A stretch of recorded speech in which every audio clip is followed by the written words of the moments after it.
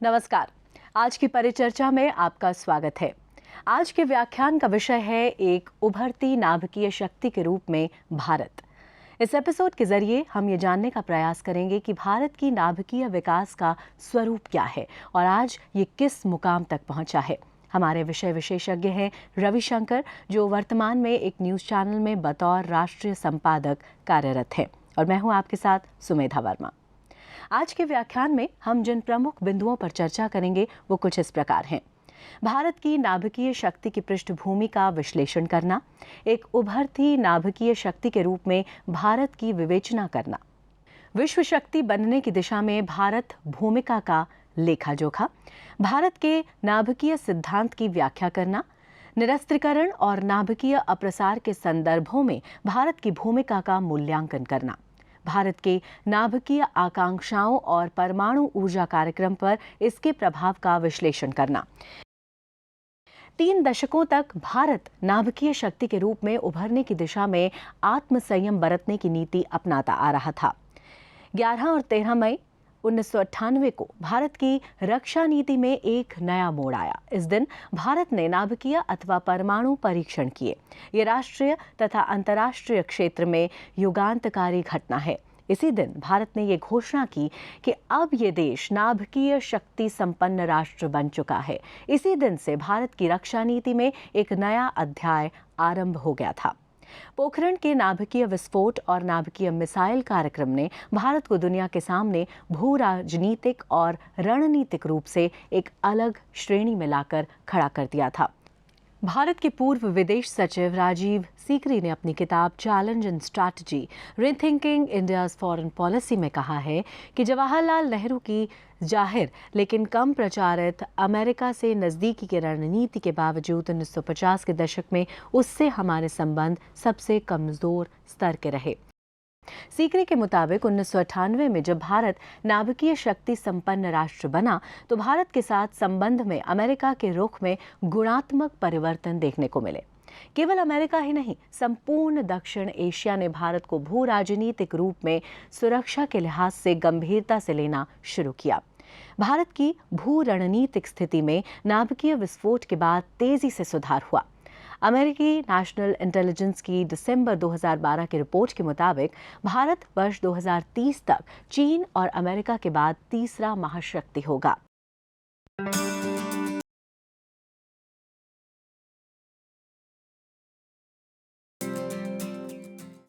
नाभिकीय शक्ति के रूप में उभरता भारत आज दुनिया भर के अर्थशास्त्री, राजनयिक, आयातक, निर्यातक, शिक्षाविद और बाकी तमाम महत्वपूर्ण लोग ये मानते हैं कि पिछले 2 दशकों में भारत की छवि ने एक लंबी छलांग लगाई है। विदेशी मीडिया में कभी भारत की चर्चा नहीं होती थी। अमेरिका, ब्रिटेन और फ्रांस जैसे देशों में प्रधानमंत्री तक का जाना कोई खास खबर नहीं बनती थी। भारत को शभूका विकासशील देश का ठप्पा लगाकर दर गुजर कर दिया जाता था। मगर 1998 के मई 11 और 13 को पोखरण 2 का परीक्षण करके भारत ने अपने आप को नाभिकीय शक्ति घोषित किया, और ऐसा करते हुए भी आज विश्व भर के तमाम देश इसे तेजी से आगे बढ़ने वाले देश की मान्यता भी देते हैं। क्या दृष्टिकोण का ये परिवर्तन सिर्फ आणविक परीक्षण करने से हुआ? ये परिवर्तन अनेक कारणों से हुआ, मगर नाभिकीय परीक्षण उनमें से पहला है। और इसका कारण है नाभिकीय शक्ति से लैस तमाम देश ये चाहते थे कि वह तो आणविक शक्ति बने रहें, परीक्षण करते रहें, परमाणु हथियारों का जखीरा इकट्ठा करते रहें और कोई देश ऐसा ना करे। कम से कम भारत जैसा देश तो बिल्कुल ना करे। अमेरिका ने तो इसकी पक्की मंशा दी थी कि भारत कभी आणविक परीक्षण ना करे। अमेरिका को मालूम था कि भारत के पास नाभिकीय शक्ति बनने के स्वयं विकसित टेक्नोलॉजी और संसाधन हैं। 1974 के पोखरण 1 के समय जो परीक्षण हुआ था, उससे ये साबित हुआ कि भारत चाहे 2 साल के अंदर नाभिकीय हथियार बना सकता है। इसीलिए अमेरिका का सैटेलाइट जासूस परीक्षण के सभी संभावित केंद्रों पर नजर रखे हुए था। 1996 में भारत के आम चुनाव होने वाले थे। तब के प्रधानमंत्री पीवी नरसिम्हा राव चुनावों को ध्यान में रखकर नवंबर 1995 में ही पोखरण 2 का परीक्षण कर लेना चाहते थे। सारी तैयारी हो गई, लेकिन तभी अमेरिकी दबाव आ गया और अमेरिकी दबाव के कारण परीक्षण नहीं हो पाया। 1996 में जब अटल बिहारी वाजपेयी की 13 दिन वाली सरकार बनी, तब नरसिम्हा राव ने शपथ ग्रहण समारोह में ही एक चिट दी और चिट में लिखा था कि बधाई और जल्दी से जल्दी परमाणु परीक्षण करिए। अमेरिकी दबाव के तहत नरसिम्हा राव ने परमाणु परीक्षण नहीं किया। इसकी पुष्टि पूर्व रक्षा मंत्री और बाद में राष्ट्रपति बने आर वेंकटरामन ने भी की थी। अमेरिका इसे हर हालत में टालना चाहता था। 1998 में प्रधानमंत्री अटल बिहारी वाजपेयी ने सत्ता में आते ही 11 और 13 मई को परीक्षण कर विश्व को चौंका दिया। असल में अमेरिकी जासूस उपग्रह इस बार कोई भी हलचल पकड़ नहीं सके थे। इसे अमेरिका की सैटेलाइट निगरानी की भारी विफलता मानी गई। लेकिन सच कुछ दूसरा ही है। ये विफलता अमेरिकी जासूस व्यवस्था की नहीं, ये सफलता भारत की थी। इस परीक्षण से पूरी अमेरिकी सरकार सख्ते में आ गई। तब के अमेरिकी उप विदेश मंत्री स्ट्रॉप टॉलबोट ने अपनी पुस्तक एंगेजिंग इंडिया में व्हाइट हाउस और पेंटागन की उन घंटों की हलचल का बहुत ही सटीक वर्णन किया है। मर्म की बात यह है कि वाजपेयी सरकार ने एक तरह से एक ध्रुवीय दुनिया के सबसे शक्तिशाली देश को चुनौती दी थी। अपनी सरकार की सार्वभौमिकता को रेखांकित किया था। हौसले की वो बुलंदी दिखाई थी जिसे उनके पहले के किसी प्रधानमंत्री ने नहीं दिखाई थी। एक अपवाद इंदिरा गांधी का है। इंदिरा गांधी ने 1971 में पास ही खड़े 7वें अमेरिकी बेड़े की परवाह न करते हुए पूर्वी पाकिस्तान पर सैनिक कार्यवाही कर दी। वैसे ही 1974 में पोखरण 1 कर दिया गया था। भारत ने प्रतिबंधों और शर्तों को हटाने के लिए अमेरिका से कोई मिन्नत नहीं की। आज विकसित राष्ट्रों के G8 के सम्मेलन में भारत को सम्मान के साथ बुलाया जाता है। परीक्षण के बाद 2-3 साल गुजरते गुजरते भारत के राष्ट्र संघ में स्थायी सदस्यता देने की मांग को लेकर कई देशों ने दबाव बनाना शुरू कर दिया।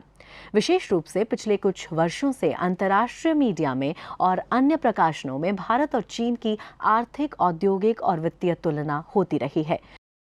विकास की दिशा में लंबी छलांग लगाने वाले देशों में भारत का भी नाम लिया जा रहा है। इन सब पर पोखरण 2 की एक छाप जरूर है। अमेरिकी लॉबी हमेशा तर्क देती रही है कि भारत की गरीबी और विकास के अन्य चुनौतियों को देखते हुए न तो भारत को नाभिकीय आयुधों का दुस्साहस करना चाहिए और न सुरक्षा खर्चों को बढ़ावा देने वाले कदम उठाने चाहिए। 1964 में जब चीन ने नाभिकीय परीक्षण किया था, तब वो आर्थिक रूप से भारत से आगे नहीं था। उसकी विकास की गति तो 1980 के बाद भारत से काफी ऊपर गई है। जब रूस ने भी नाभिकीय परीक्षण किया था, तब भले ही वो प्रचार कुछ भी करता रहा हो, लेकिन आर्थिक विकास की दृष्टि से उसकी स्थिति संदेहास्पद थी। असल में नाभिकीय परीक्षण से विकास का कोई अंतर विरोध नहीं है। आज फ्रांस में आणविक शक्ति से ज्यादातर बिजली की आपूर्ति होती है और बिजली आर्थिक विकास का एक अनिवार्य तत्व है। पोखरण 2 का परीक्षण करने के बाद भारत ने कई बातें साफ कर दी थी। एक, कि भारत पूरी तरह नाभिकीय हथियारों से मुक्त दुनिया चाहता है, पूर्व निरस्त्रीकरण। ऐसी व्यवस्था नहीं कि जिसमें भेदभाव हो। कुछ मुल्कों के पास तो नाभिकीय हथियारों का जखीरा हो और कुछ के पास बचाव का भी नहीं हो। ये भी साफ कर दिया था कि भारत नाभिकीय हथियारों से किसी देश पर पहले हमला नहीं करेगा।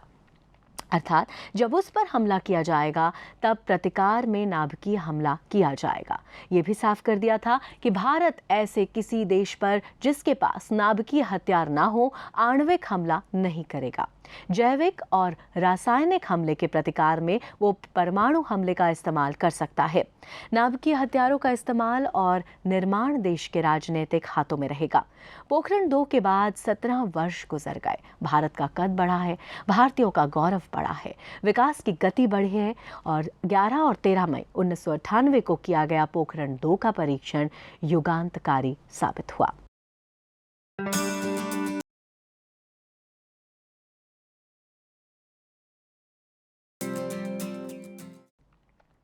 नाभिकीय पथ पर अग्रसर भारत मई 1998 में परमाणु परीक्षणों की श्रृंखला के उपरांत भारतीय परमाणु नीति को दुनिया के प्रमुख देशों ने गंभीरता से लिया था। वर्ष 2003 में 4 वर्ष बाद अटल बिहारी वाजपेयी के नेतृत्व वाली भाजपा सरकार ने औपचारिक रूप से परमाणु हथियार नीति की घोषणा की थी। मुख्य मुद्दा ये था कि भारत की परमाणु नीति का आधार विश्वसनीयता होगा, जिसमें इस बात को प्राथमिकता दी गई कि भारत कभी भी परमाणु हथियारों के प्रयोग में पहल नहीं करेगा। भारत तभी परमाणु हथियारों का प्रयोग करेगा जब भारत की सीमा के भीतर परमाणु, रासायनिक अथवा जैविक हथियारों से हमला किया जाएगा, यानी भारतीय क्षेत्र व सेना की रक्षा के लिए करारा जवाब दिया जाएगा। प्रधानमंत्री मनमोहन सिंह ने अपने कार्यकाल में खासी सफलता हासिल की है जब भारत अमेरिकी परमाणु समझौते ने अंतर्राष्ट्रीय बिरादरी में अलग थलग पड़े भारत को जिम्मेदार परमाणु शक्ति के रूप में स्थापित किया। ये उपलब्धि इस मायने में भी महत्वपूर्ण है कि भारत ने अपने परमाणु कार्यक्रमों के विकास के मुद्दे पर कोई समझौता नहीं किया और न ही परमाणु कार्यक्रम बाधित हुआ। इस समझौते के बाद भारत को मिलने वाले परमाणु ईंधन और परमाणु तकनीक हासिल करने पर लगा प्रतिबंध भी हट गया। इसका सीधा लाभ ये हुआ कि भारत के अनेक परमाणु पावर प्लांट्स जो कि परमाणु ईंधन के अभाव में ठप पड़े थे, परमाणु ईंधन की आपूर्ति के बाद गतिमान हो गए। इसके अलावा सामरिक मोर्चे पर भारत की परमाणु हथियार ले जाने की क्षमता का चीन की सीमाओं तक विस्तार हुआ। अग्नि श्रृंखला की मिसाइल ने 5000 किलोमीटर तक पारक क्षमता हासिल की। भारत में निर्मित परमाणु शक्ति चलित पनडुब्बी अरिहंत चुनौतियों के लिए तैयार है। वास्तव में आजादी के उपरांत सत्ता में आने वाली प्रत्येक सरकारों ने देश के परमाणु कार्यक्रम को आगे बढ़ाने की ही दिशा में कार्य किया है।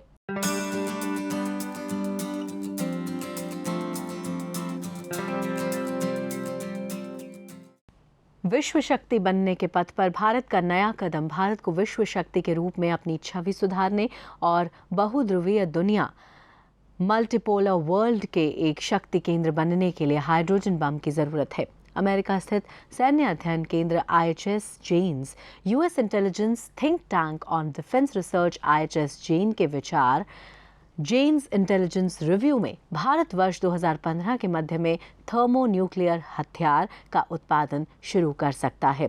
इस खुलासे के बाद रूसी विशेषज्ञों का मानना है कि भारत इस कदम द्वारा अन्य प्रायोजनों के अलावा शक्ति संतुलन क्षमता को मजबूत बनाना और पाकिस्तान तथा चीन के प्रभाव को सीमित करना चाहेगा। दक्षिणी भारत के मैसूर शहर के पास स्थित इंडियन रेयर मेटल्स प्लांट हथियार ग्रेड वाला यूरेनियम परमाणु पनडुब्बियों के बेड़े के लिए आवश्यकता से अधिक मात्रा में उत्पन्न करता है। ये आंकड़े सैन्य अध्ययन केंद्र IHS जेन्स के हैं। उत्पादन का ये अधिशेष भविष्य में हाइड्रोजन बम के निर्माण में कारगर हो सकता है। अभी हाइड्रोजन बम रूस, अमेरिका, चीन, ब्रिटेन और फ्रांस के पास है। रूसी विज्ञान अकादमी के अंतर्राष्ट्रीय अर्थव्यवस्था और अंतर्राष्ट्रीय संबंध संस्थान के अंतर्राष्ट्रीय सुरक्षा केंद्र के विशेषज्ञ और सेवानिवृत्त मेजर जनरल व्लादिमीर द्रोकिन कहते हैं कि दुनिया में छठे देश के पास हाइड्रोजन बम होना कोई अजीब और आश्चर्य की बात नहीं है। वो आगे कहते हैं कि ये एक वास्तविकता है। भारत का परमाणु क्षेत्र में स्तर काफी ऊंचा है। शांतिपूर्ण परमाणु ऊर्जा के क्षेत्र में वो अमेरिका के साथ सहयोग करता है और ये उसे नई प्रौद्योगिकियों के लिए उपलब्धता प्रदान करता है। इससे सुरक्षा को कोई अतिरिक्त खतरा नहीं होगा। भारत लंबे समय से एक परमाणु राज्य रहा है।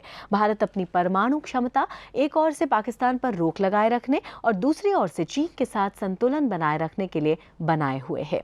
मुझे इसमें कुछ भी खास और पाकिस्तान तथा चीन को उकसाने वाला नहीं दिखता। भारत ने 1998 में परीक्षणों की एक नई श्रृंखला के बाद ही आधिकारिक तौर पर खुद को एक परमाणु शक्ति संपन्न राष्ट्र घोषित कर दिया था। शक्ति नाम का ये ऑपरेशन अटल बिहारी वाजपेयी की सरकार के तहत आयोजित किया गया था।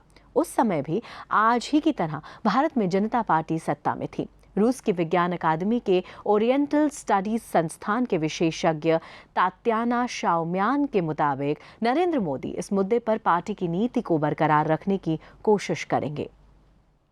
वो कहती हैं कि ये भारत की प्रतिष्ठा के लिए आवश्यक है। मुझे बिल्कुल भी ये नहीं लगता कि वर्तमान में भारत की सुरक्षा के पारंपरिक रूप से मौजूदा खतरों में कोई बढ़ोतरी हुई है, वो भी ऐसे समय जब नरेंद्र मोदी की नई सरकार अपने पड़ोसियों और विशेष रूप से चीन के साथ संबंधों को मजबूत करने की कोशिश कर रही है।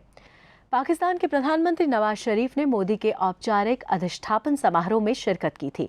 ऐसा इन दोनों देशों के इतिहास में पहली बार हुआ। अर्थात हाइड्रोजन बम भारत के लिए आज राष्ट्रीय पहचान और छवि का सवाल है। मुझे नहीं लगता कि अपनी सुरक्षा के खतरे का मुकाबला करने के लिए भारत को उसकी बहुत आवश्यकता है। तात्याना शाओम्यान के अंतिम विचार पर टिप्पणी करते हुए भू राजनीतिक समस्या अकादमी के प्रथम उप प्रमुख कंस्तानतिन सिवकोव कहते हैं कि निकट भविष्य में भारत के पास परमाणु हथियार पहुंचाने के सभी 3 तरीके होंगे और वो ऐसा करने में सक्षम होगा। ये 3 तरीके विमानों, बैलिस्टिक मिसाइलों और परमाणु पनडुब्बियों द्वारा परमाणु हथियार पहुंचाने के हैं और ये बात भारत के लिए बहुत महत्व रखती है। वो कहते हैं कि दुनिया आज सैन्य तनाव और टकराव में वृद्धि की तरफ अग्रसर है। अपनी परमाणु क्षमता को सुदृढ़ बनाकर भारत अपनी सुरक्षा सुनिश्चित करना चाहता है।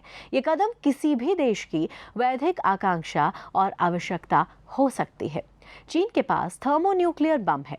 भारत के पास हाइड्रोजन बम आने से चीन का राजनयिक आक्रोश भड़क सकता है और वो अपने परमाणु हथियारों में बढ़ोतरी कर सकता है। चीन और अमेरिका के बीच आजकल खुला संघर्ष शुरू होने का खतरा है। वो परमाणु सहित अपनी सभी ताकतों का विकास करेगा, लेकिन ऐसा वो भारत के साथ नहीं बल्कि अमेरिका के साथ अपनी प्रतिस्पर्धा क्षमता बढ़ाने के लिए करेगा। भारत ने आधिकारिक रूप से सैन्य अध्ययन केंद्र IHS जेन्स द्वारा प्रकाशित रिपोर्ट के निष्कर्षों के प्रति कोई प्रतिक्रिया नहीं की है। पाकिस्तान ने अपनी प्रतिक्रिया बड़ी ही सतर्कता से की है। चीन में भी इस रिपोर्ट के निष्कर्षों पर कोई टिप्पणी नहीं हुई है।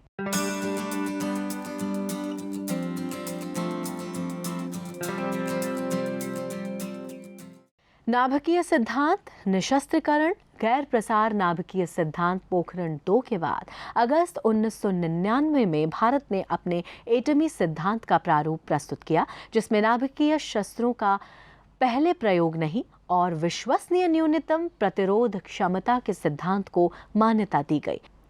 इसके 3 अंग हैं: no first use, minimum nuclear deterrence और डिसआर्मामेंट। इससे अपनी छवि सुधारकर भारत वैश्विक एटॉमिक बिरादरी में शामिल हो गया।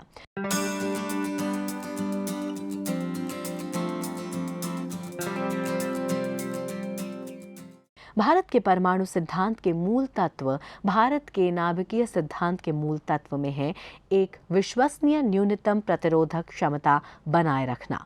अन्य बातों के साथ ये भी परिकल्पना की गई है कि पहले प्रयोग ना करने, अर्थात परमाणु हथियार केवल भारतीय क्षेत्र पर या भारतीय बलों पर परमाणु हमले के खिलाफ जवाबी कार्रवाई में उपयोग किया जाएगा। दूसरा, गैर परमाणु हथियारों के राज्यों के साथ गैर परमाणु हथियार का उपयोग न करना।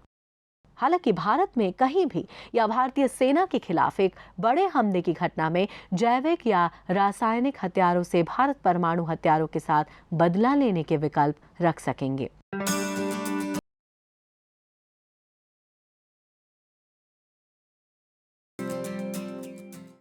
नाभिकीय निशस्त्रीकरण भारत सार्वभौमिक और भेदभाव रहित परमाणु निशस्त्रीकरण तथा परमाणु हथियारों एवं व्यापक विनाश के अन्य हथियारों के पूर्ण उन्मूलन के समर्थन में है। भारत का दृढ़ विश्वास है कि परमाणु निशस्त्रीकरण के लक्ष्यों को सार्वभौमिक प्रतिबद्धता तथा एक सहमत बहुपक्षीय रूपरेखा जो विश्वव्यापी एवं भेदभाव रहित हो के माध्यम से चरण दर चरण प्रक्रिया के जरिए प्राप्त किया जा सकता है।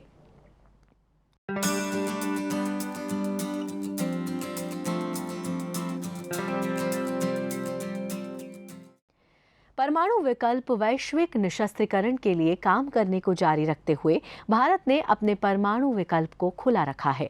भारत ने परमाणु अप्रसार संधि पर अपने हस्ताक्षर करने से इनकार कर दिया है, क्योंकि इस संधि को भेदभावपूर्ण और विश्व को दो भागों में विभाजित करने के एक साधन के रूप में पहचान मिली है। सिर्फ संयुक्त राष्ट्र संघ के सुरक्षा परिषद देशों को वैध परमाणु शक्तियों के रूप में कोटिकृत करने की वजह से बाकी दुनिया के परमाणु हथियारों के विकास से वंचित कर दिया। परमाणु अप्रसार संधि की सदस्यता लेने से भारत के इनकार के परिणाम स्वरूप अंतर्राष्ट्रीय परमाणु अप्रसार समुदाय ने भारत को दशकों तक अपने से अलग रखा। भारत का एक जिम्मेदार परमाणु शक्ति के रूप में त्रुटिहीन रिकॉर्ड होने की वजह से स्थिति बिल्कुल उलट हो गई है और अब भारत को प्रमुख अंतर्राष्ट्रीय खिलाड़ियों का विश्वास प्राप्त है। इन देशों ने अपनी अस्वीकृतियों को उठा लिया है और इस नीति में ढील दी है।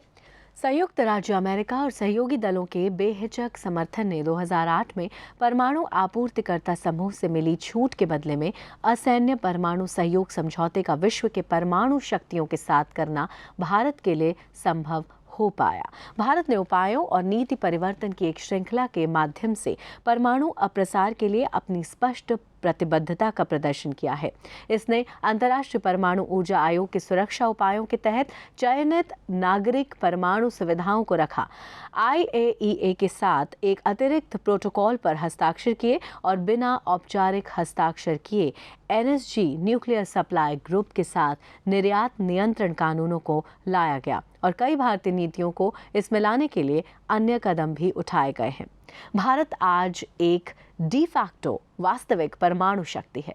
सच ये है कि अभी तक औपचारिक रूप से अंतर्राष्ट्रीय समुदाय द्वारा इसे स्वीकार नहीं किया जाता है। तथापि भारत के संबंध में परमाणु अप्रसार के क्षेत्र में भारत के त्रुटिहीन रिकॉर्ड की एक सर्वव्यापक मान्यता है, जिसकी स्वीकारोक्ति में अंतर्राष्ट्रीय समुदाय अब परमाणु व्यापार में भारत को मान्यता देने को तैयार है।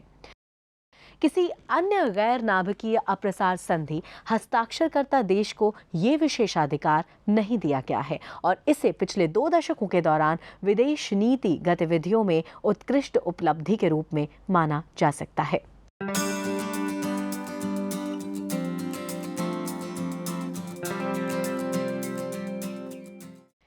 नाभिकीय अप्रसार परमाणु अप्रसार और सामूहिक विनाश के हथियारों के उन्मूलन की दिशा में वैश्विक प्रयासों का हिस्सा होने के अलावा भारत भी अंतर्राष्ट्रीय मामलों में परमाणु हथियारों की प्रमुखता को कम करने की दिशा में प्रयासों का नेतृत्व करना चाहता है। इसके अलावा भारत गैर राज्यकर्ताओं के जोखिम को कम करने के लिए विशेष रूप से परमाणु हथियारों या सामग्री प्राप्त करने के लिए आतंकवाद के प्रति प्रतिबद्ध रहेगा।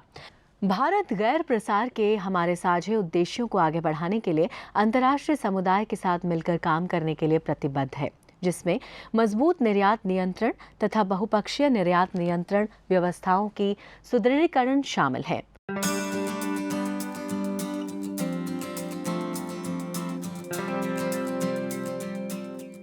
भारत का भविष्य परमाणु ऊर्जा मौजूदा समय में भारत की परमाणु ऊर्जा की क्षमता 5,780 मेगावाट है, जो 2019 तक बढ़कर 10,080 मेगावाट हो जाएगी। परमाणु ऊर्जा आयोग के मुताबिक 2017 तक भारत को 5,000 टन से ज्यादा यूरेनियम आयात करना पड़ेगा। अगले 1 दशक में ये जरूरत ज्यादा बढ़ सकती है, क्योंकि मौजूदा समय में भारत के पास कम क्षमता वाले 21 परमाणु रिएक्टर हैं और 6 परमाणु रिएक्टर निर्माणाधीन है। लेकिन भारत 1000 मेगावाट से ज्यादा क्षमता वाले 25 से ज्यादा रिएक्टर के निर्माण की योजना पर काम कर रहा है। दुनिया के ज्यादातर परमाणु रिएक्टर ईंधन के लिए यूरेनियम या प्लूटोनियम का इस्तेमाल करते हैं, जबकि भारत अपने नए रिएक्टरों के लिए थोरियम को मुख्य ईंधन के रूप में इस्तेमाल करने पर तेजी से काम कर रहा है। थोरियम भारत में प्रचुर मात्रा में उपलब्ध है। जबकि यूरेनियम के लिए भारत कई दूसरे देशों पर निर्भर है। एडवांस हेवी वाटर रिएक्टर के विकास से भारत को अपनी ऊर्जा ज़रूरतों को पूरा करने में मदद मिलेगी। फ्रांस में न्यूक्लियर फ्यूजन परियोजना पर तेजी से काम चल रहा है और भारत सहित 7 देश इस परियोजना में भागीदारी हैं। इस तकनीक में भारत के वैज्ञानिकों ने काफ़ी दक्षता भी हासिल की है। जल्द ही इस परियोजना से बिजली पैदा होने लगेगी। यदि ये परियोजना व्यावसायिक रूप से सफल रहती है तो पेट्रोल और कोयला जैसे प्राकृतिक संसाधनों पर निर्भरता पूरी तरह खत्म हो जाएगी। अन्य क्षेत्रों में परमाणु ऊर्जा की उपयोगिता जैसे विकिरण प्रौद्योगिकी एवं आइसोटोप अनुप्रयोग ऐसे प्रमुख क्षेत्र हैं जहां परमाणु ऊर्जा का उपयोग स्वास्थ्य संरक्षण, कृषि उद्योग, जन विज्ञान एवं खाद्य परीक्षण के लिए किया जा रहा है और इसमें देश आत्मनिर्भर भी हुआ है। भारत विश्व के उन 8 राष्ट्रों में शामिल है जहां 20 एवं अधिक परमाणु रिएक्टर संचालित हैं। भारत ने ऊर्जा संबंधी जरूरतों को देखते हुए 2032 तक 63,000 मेगावाट परमाणु ऊर्जा उत्पादन को अपना लक्ष्य बनाया है, जो मौजूदा क्षमता से 14 गुना ज्यादा है। भारत के पास 22 आणविक केंद्र हैं और अगले 2 दशक में 40 ऐसे केंद्रों को तैयार करने की योजना है। अमेरिकी आपूर्तिकर्ताओं को प्रतिस्पर्धा का सामना करना पड़ रहा है। रूस भारत में 20 परमाणु रिएक्टर लगाने की योजना बना रहा है। फ्रांस महाराष्ट्र में 6 परमाणु रिएक्टर बना रहा है। अमेरिका भी कम से कम 8 रिएक्टर बनाएगा। देश में परमाणु ऊर्जा विभाग की स्थापना 1954 में हुई और इस विभाग ने 60 वर्ष पूरे कर लिए हैं। भारतीय परमाणु ऊर्जा आयोग के अनुसार देश में संचालित सभी रिएक्टर पूर्णतः सुरक्षित हैं तथा इनकी सुरक्षा को लेकर सभी पुख्ता उपायों को सुनिश्चित बनाया गया है। भारत परमाणु टेक्नोलॉजी में दुनिया का वर्ल्ड लीडर बनना चाहता है।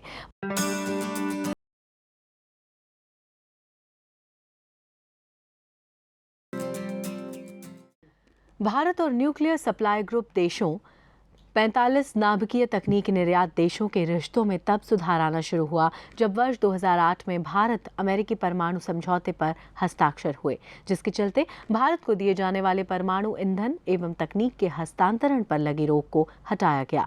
लगभग 3 दशक के अंतराल के बाद रिश्तों में रवानगी आई। कई देशों के साथ भारत ने परमाणु ईंधन आपूर्ति का समझौता किया है। अमेरिका के अलावा भारत का कनाडा, फ्रांस, ग्रेट ब्रिटेन, रूस, Kazakhstan, Uzbekistan, Mongolia, Namibia, Iran, Australia और जापान जैसे महत्वपूर्ण देशों के साथ यूरेनियम की आपूर्ति और परमाणु ऊर्जा तकनीकी का समझौता हुआ है। निस्संदेह इन समझौतों से भारत के परमाणु ऊर्जा कार्यक्रम को ताकत मिलेगी, जो कि कई दशकों से परमाणु ईंधन की कमी तथा उन्नत तकनीक के अभाव में आगे नहीं बढ़ पा रहा है। इन समझौतों के जरिए 3000 टन यूरेनियम की आपूर्ति 5 साल के लिए होगी, जो भारत को ईंधन आपूर्ति की गारंटी के साथ ही भारत के परमाणु रिएक्टरों की ऊर्जा का अधिकतम उपयोग करने में भी सहायक होगा। इस समझौते के जरिए मौजूदा ज़रूरतों के अलावा कुछ महत्वाकांक्षी योजनाओं को भी अमली जामा पहनाया जा सकेगा, जिसके अंतर्गत मौजूदा परमाणु ऊर्जा का उत्पादन 6000 मेगावाट से बढ़ाकर वर्ष 2032 तक 46,000 मेगावाट तक करने का है। वर्तमान में भारत की यूरेनियम ज़रूरत लगभग 9,000 टन सालाना है। इसमें से आधा रूस, कजाकिस्तान और फ्रांस से भारत आयात करता है। अगले 10 सालों में अनुमान है कि हमारी यूरेनियम ज़रूरत 3 गुना हो सकती है। ऐसे में सहयोगी देशों से आपूर्ति सुनिश्चित करने की ज़रूरत है। दरअसल भारत परमाणु ऊर्जा को स्वच्छ ऊर्जा के मुख्य स्रोत के रूप में देखता है और विश्व के अन्य देशों के सहयोग ने भारत की परमाणु आकांक्षाओं को नया दृष्टिकोण दिया है। आज के इस व्याख्यान में हमने जिन प्रमुख बिंदुओं पर चर्चा की है वो कुछ इस प्रकार है। भारत की नाभिकीय शक्ति की पृष्ठभूमि का विश्लेषण करना, एक उभरती नाभिकीय शक्ति के रूप में भारत की विवेचना करना, विश्व शक्ति बनने की दिशा में भारत भूमिका का लेखा जोखा, भारत के नाभिकीय सिद्धांत की व्याख्या करना, निरस्त्रीकरण और नाभिकीय अप्रसार के संदर्भों में भारत की भूमिका का मूल्यांकन करना, भारत के नाभिकीय आकांक्षाओं और परमाणु ऊर्जा कार्यक्रम पर इसके प्रभाव का विश्लेषण करना। अब हम अपनी चर्चा को यहीं पर समाप्त करते हैं। आपकी सलाह और प्रश्न हमेशा आमंत्रित हैं। मुझे इजाजत दीजिए। नमस्कार।